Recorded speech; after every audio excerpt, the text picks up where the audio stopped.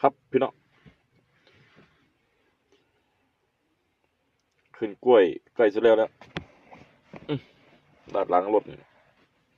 บ่สำบายมาหลายมือเป็นเกือบอาทิตย์นะพี่น้องปวดฟันนี่ไข้แรงงานอยู่ยังบ่ทันเศร้าดีนี่พี่น้องก็ก็ฝืนแล่นฝืนสู้ไปนะพี่น้อง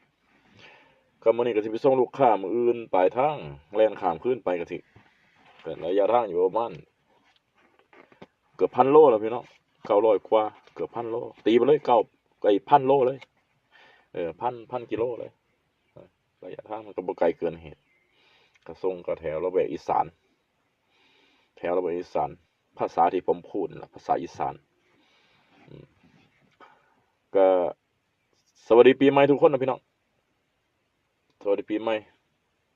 สวัสดียามใดก็ปีใหม่คือเก่าบ่มันยังคาอยู่เดือนมกรานะสวัสดีปีใหม่ทุกคนนั่นแหละก็ขอให้ร่ำให้รวยทุกคนขอให้ราบรื่นทุกคนถ้ามาค้าขึ้นที่จึงใดสมปรารถนาอยากได้หยังขอให้ได้ดังใจทุกข้อเลื่อนสิ่งใดที่มันบ่ดีที่มันวุ่นวายที่มันบ่ดีในมนต์หมองในจิตใจในหัวใจให้เอาออกถิ่มเบิดเลยพี่น้องอย่าเอามาคิดแต่สิ่งดีๆทั้งผัวและเมียหั่นไปกราบไปไหว้พ่อแม่ที่เพิ่นยังอยู่หรือเพิ่นล้มหายไปก็ให้ไปกราบไปไหว้เพิ่นไปขอพรเพิ่นเพื่อให้ครอบครัวคนยังมีชีวิตอยู่หรือคนรุ่นลูกต่อไปก็สิได้ทำมาค้าเจริญยิ่งขึ้นไปจังซี่นะพี่น้องมันเป็นประเพณีของชาวพุทธแต่ว่าชาวอิสลามอย่างผมนี่ก็คือก็ก็คล้ายๆกันพี่น้องประเภทนี้ก็คล้ายๆกันอยู่หรอกแต่ว่ามันก็ถือคนละเขตก็เพิ่นก็ให้เป็นคนดีนั่นล่ะบ่ให้เป็นคนชั่วหรอกแต่ละครัวเรือนน่ะก็ได้มันทำดีไว้ทุกคนจะได้ดีพี่น้องเชื่อเลยบ่มีผู้ใดสิผิดพลาด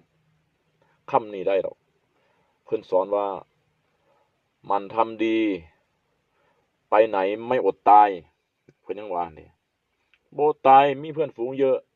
ถ้าเราทำดีนะพี่น้องแล้วก็ขยันขันแข็งอย่าถิ่มอย่าหมิ่นเงินน้อยอย่าคอยวาสนาอย่าบ้าอบายมุขอืมอย่ากินเกินโตอืมให้สมฐานะเจ้าของให้กินน้อยลงให้บาลานซ์กันแล้วพี่น้องบ่แม่นว่าเฮาหาได้100เฮากิน200 300มันบ่แม่นแนวดีอืมเงิน100ให้